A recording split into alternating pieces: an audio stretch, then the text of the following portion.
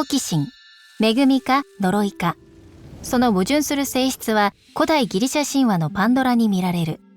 彼女は死を宿命とされた初めての女性だ。その燃えるような好奇心で地を揺るがす一連の出来事を引き起こした。彼女は火の神ヘパイストスにより生を受けた。ヘパイストスは彼女を特別な女性にした。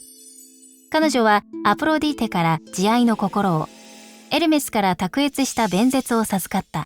またアテナは匠の技と注意力を、エルメスは名を彼女に送った。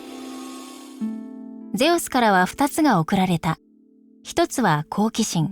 好奇心は彼女の精神に根付き、パンドラは世界への探求心に駆られた。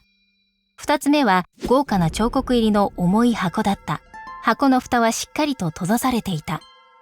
ゼウスは言った。中身を人間の目に触れさせてはいけない。開けてはならないと。地上に降りたパンドラはエピメテウスと恋をした。彼はゼウスに仕えて兄プロメテウスと自然界を創造していた。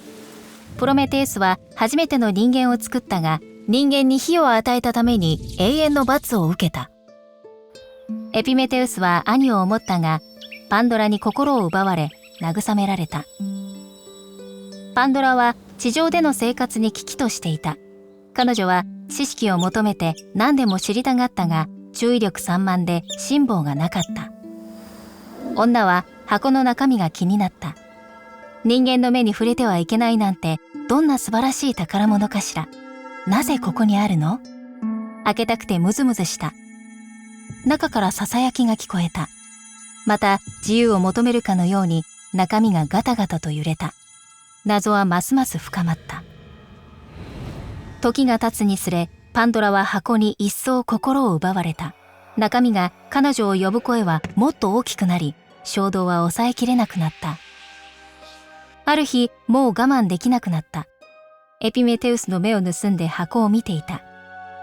そして一目だけ覗いて箱のことは一切忘れようと思った。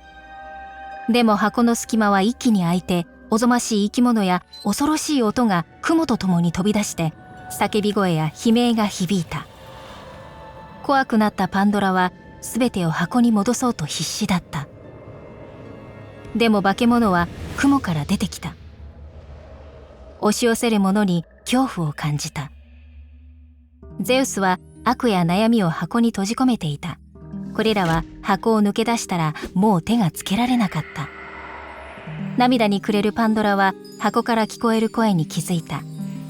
それは悪魔のささやきではなく、彼女の苦悩を和らげるかのような弱い響きだった。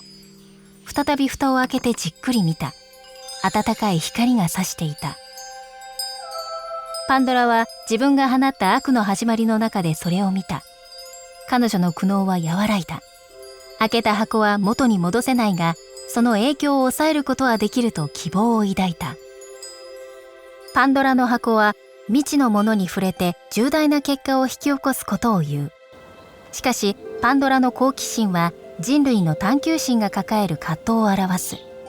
未知のことを追求したいと思うのは宿命だろう。だが解かない方が良い謎もあるのだろうか。